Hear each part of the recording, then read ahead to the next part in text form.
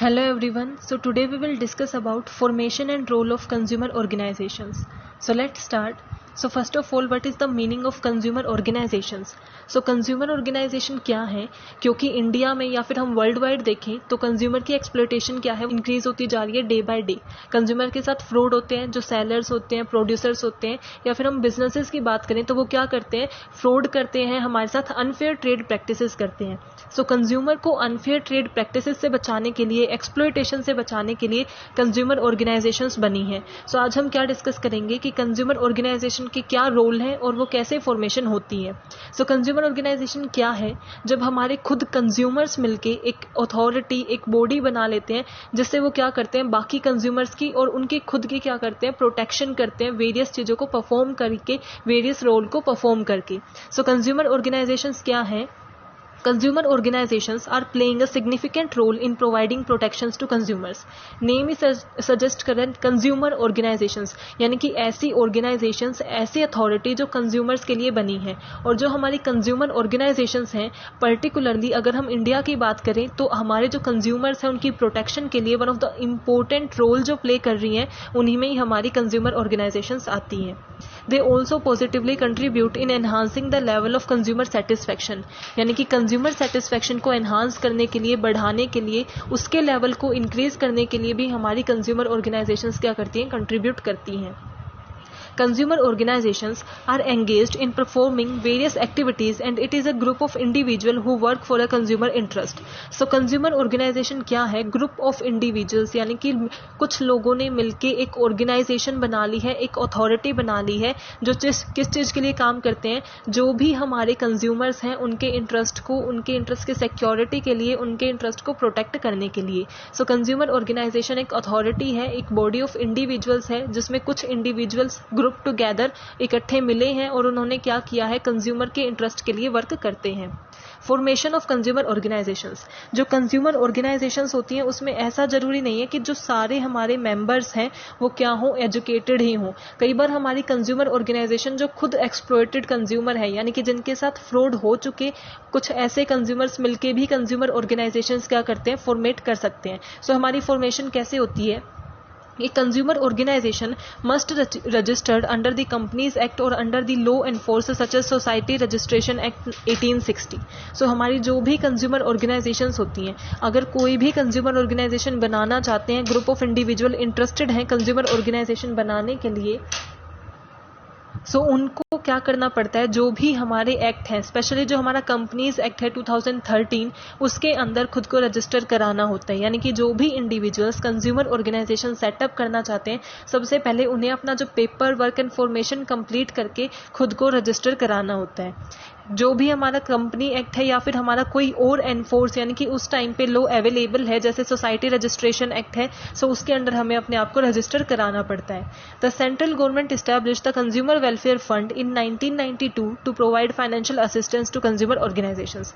यानी कि जो हमारी कंज्यूमर ऑर्गेनाइजेशन है, अगर हम इस्टेब्लिश करना चाहते हैं, फॉर्मेट करना चाहते हैं, तो हमें क्या करना पड़ता है, जो भी हमारा एक्ट जो एनफोर्स में है या फिर जो हमारा कंपनीज एक्ट है उसमें खुद को रजिस्टर कराना होता है पेपर वर्क कंप्लीट करने के बाद.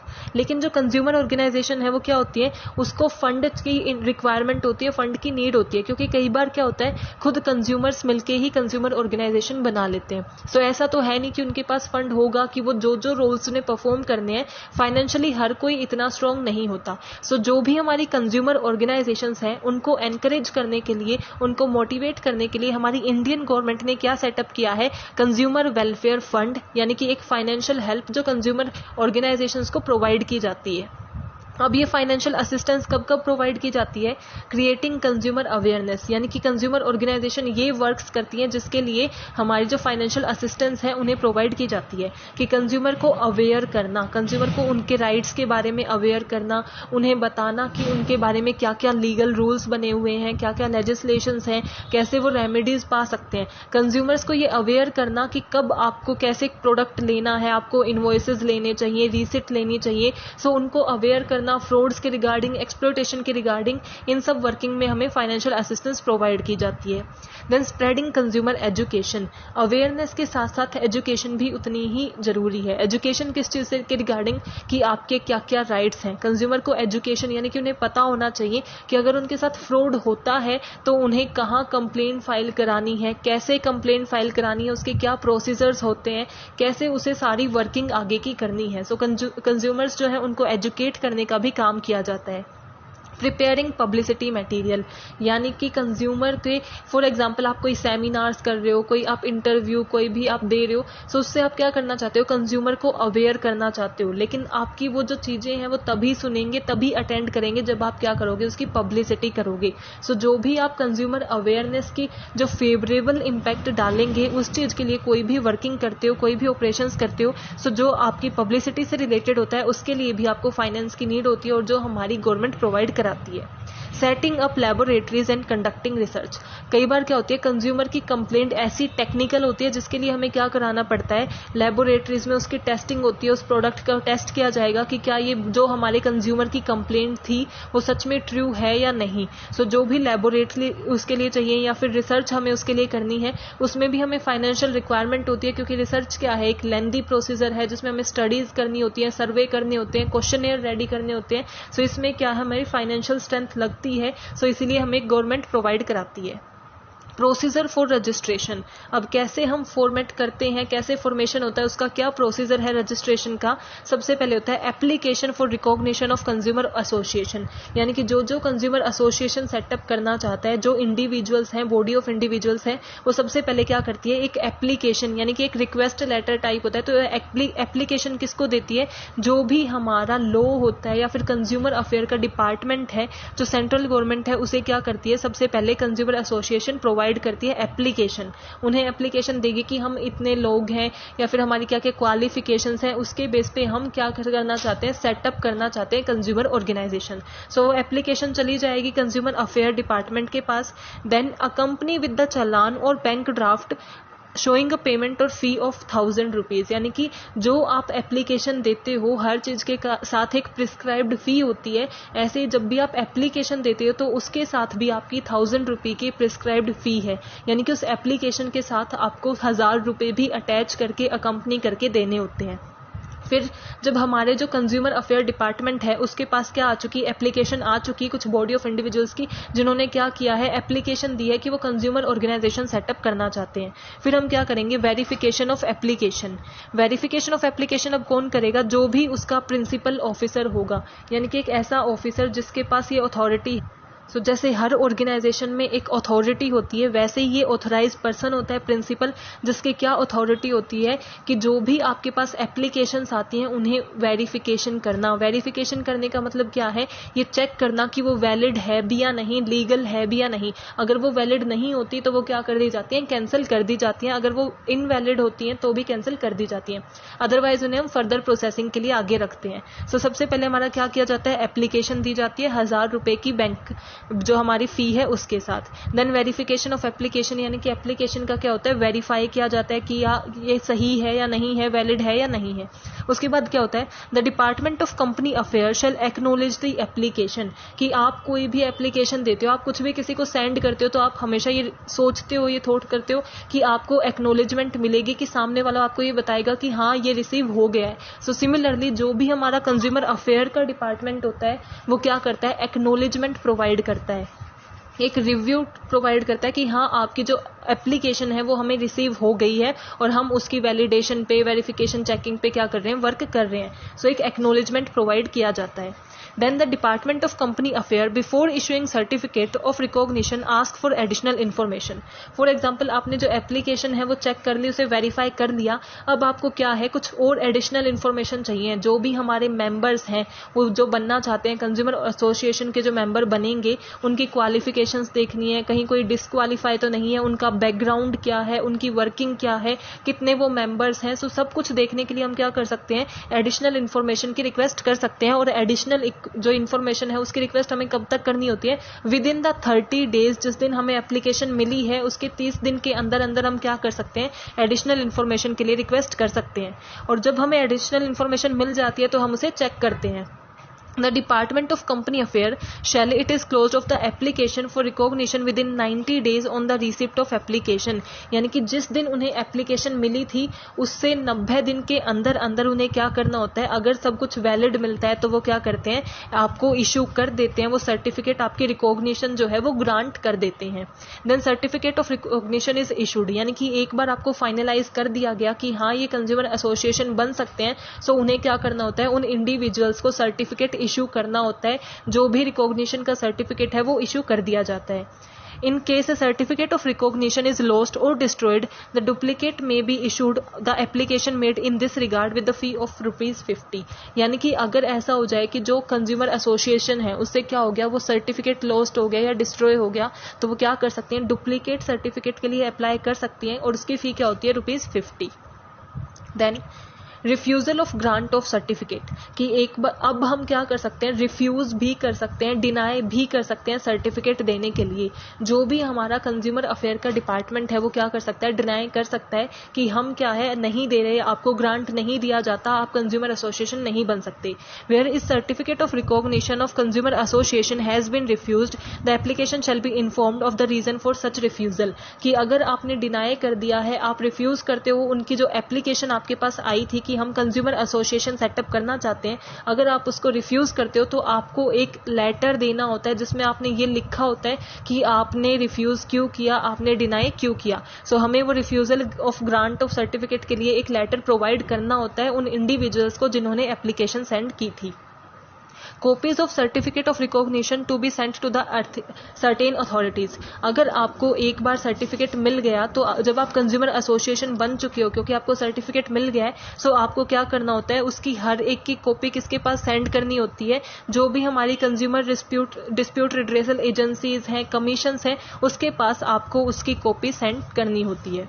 रोल ऑफ कंज्यूमर ऑर्गेनाइजेशंस, अब जो कंज्यूमर ऑर्गेनाइजेशन है हमने देख लिया कि वो कैसे सेटअप होती है, उनकी क्या प्रोसीजर है, अब उनके रोल क्या है, यानी कि वो क्या चीजें परफॉर्म करती हैं, उनकी वर्किंग क्या है। सबसे पहले कंज्यूमर अवेयरनेस एंड एजुकेशन, यानी कि उनका मेन मोटिव क्या होता है, कंज्यूमर्स को अवेयर करना एंड एजुकेट करना, उनको अवेयर करना जो भी फ्रॉड हो सकते हैं उनके साथ, क्या क्या माल प्रैक्टिसेस हो सकती हैं, क्या अनफेयर ट्रेड प्रैक्टिसेस हो सकती हैं, या फिर एजुकेट करना उनके राइट्स के रिगार्डिंग, जो लॉज बने हुए हैं लेजिस्लेटिव हैं उनके रिगार्डिंग एजुकेट करना।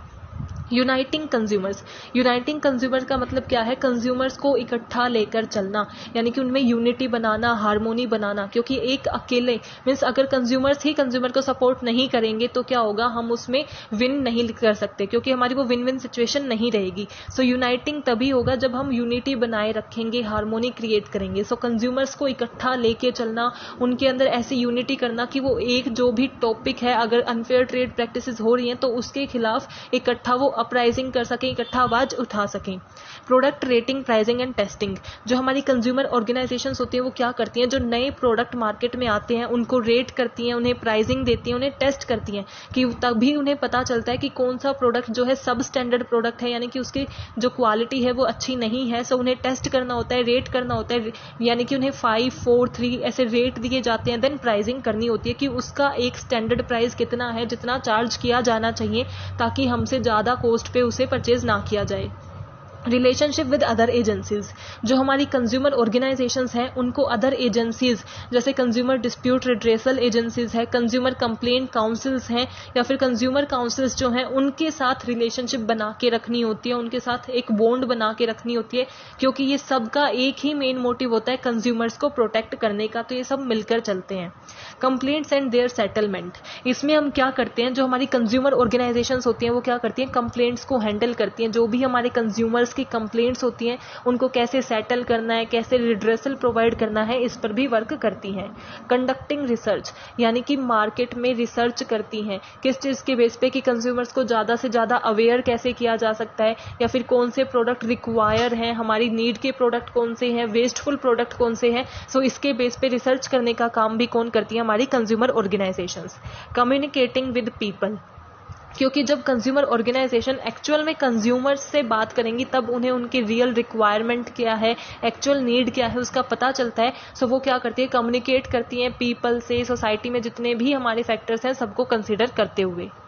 Problem faced by consumer organisations. So अभी हमने क्या किया कि जो रोल्स कंज्यूमर ऑर्गेनाइजेशंस को परफॉर्म करने होते हैं, सो उन रोल को परफॉर्म करते हुए जो ऑर्गेनाइजेशंस हैं वो क्या क्या प्रॉब्लम फेस करती हैं, यानी कि उनकी एग्जिस्टेंस में जब वो अपना वर्क करती हैं ऑपरेशंस में कौन कौन सी प्रॉब्लम डिफिकल्टीज वो फेस करती हैं। सो सबसे पहले है लैक ऑफ रिसोर्सेज, यानी कि क्योंकि कंज्यूमर ऑर्गेनाइजेशंस क्या है, ये फंड भी कहाँ से लेती है, इन्हें फाइनेंशियल असिस्टेंस भी गवर्नमेंट से मिलता है, ये फाइनेंशियली उतनी स्टेबल नहीं होती। तो सबसे पहला तो यही है कि लैक ऑफ रिसोर्सेज, यानी कि इनके पास उतनी रिसोर्सेज नहीं होती, क्योंकि इनके पास जुडिशियल पावर्स भी नहीं होती, इनकी रिसोर्सेज कम होती हैं और लिमिटेड होती हैं, इसीलिए लिमिटेड वर्किंग ही कर सकती हैं। डाइवर्सिटी ऑफ कंज्यूमर मूवमेंट, अब ऐसा तो है नहीं कि सारे कंज्यूमर एक ही प्लेस पर हैं, हर कोई कहीं ना कहीं कुछ ना कुछ कंज्यूम करता है। सो कंज्यूमर जो है वो डाइवर्सिफाई है, यानी कि अलग अलग स्टेट में है, अलग अलग रीजन में है। सो उनमें यूनिटी क्रिएट करना भी एक डिफिकल्ट टास्क है, उनमें हार्मोनी क्रिएट करना भी डिफिकल्ट टास्क है बिकॉज ऑफ डाइवर्सिटी, क्योंकि वो क्या है, सेपरेट है एक दूसरे से। लैक ऑफ कंज्यूमर अवेयरनेस, यानी कि कंज्यूमर जो है वो बहुत कम अवेयर है उनके राइट्स के बारे में, फ्रॉड्स के बारे में, और इलिटरेसी इसके पीछे सबसे बड़ा रीजन है, क्योंकि अगर हम रूरल एरिया में देखें तो वहां पे क्या है, इलिटरेसी बहुत ज्यादा है और कंज्यूमर्स को यही नहीं पता कि कब उनसे ज्यादा प्राइस चार्ज किए जा रहे हैं, कब उनसे फ्रॉड हो रहा है, जो हमारी वर्किंग में क्या है, हमारा एक हर्डल्स बन जाता है। लैक ऑफ फंड्स, यानी कि इनके पास फंड भी उतने नहीं होते, क्योंकि ये क्या है, कुछ कंज्यूमर्स मिलके ही बनाते हैं, कुछ इंडिविजुअल्स मिलके ही बनाते हैं, जो जरूरी नहीं है कि फाइनेंशियली इतने स्ट्रॉन्ग हैं कि वो सारी चीजें परफॉर्म कर सके। फंड्स की जो है वो स्कैरसिटी ये फील करते हैं। Lack of training and expertise, as I said कि वो क्या होते हैं, कंज्यूमर्स मिलके बनाते हैं, सो जरूरी नहीं है कि हर जो भी इंडिविजुअल है वो इतना एजुकेटेड है कि उसे ये पता हो कैसे वर्किंग करनी है, हर कोई ट्रेंड नहीं होता, एक्सपर्ट नहीं होता उस फील्ड में। सो जो भी हमारे वर्कर्स हैं, मेंबर्स हैं कंज्यूमर ऑर्गेनाइजेशंस के, उनके अंदर क्या है, lack of training and expertise है। Lack of code of conduct, की इनके लिए कोई पर्टिकुलर लॉ नहीं है, कोड ऑफ कंडक्ट नहीं है जो उन्हें फॉलो करना होता है, कोई रूल्स एंड रेगुलेशंस जो प्रिस्क्राइब्ड नहीं है, इसलिए क्या है, इनकी कॉम्प्लेक्सिटी बढ़ जाती है, वर्किंग में डिफिकल्टीज आती हैं। करप्शन जो है वो one of the biggest problem है इंडिया में, कि करप्शन बहुत ज्यादा होता है। सो करप्शन रिलेटेड टू गवर्नमेंट हो सकता है या फिर जो बिग अथॉरिटीज हैं, तो करप्शन होता है, उसकी वजह से इनकी वर्किंग क्या होती है, वो इनएडुकेट हो जाती है, जो भी एक प्रॉब्लम है कंज्यूमर ऑर्गेनाइजेशंस के लिए। So I hope you are clear with this topic. If you have any doubt please mention in comment section. Thank you.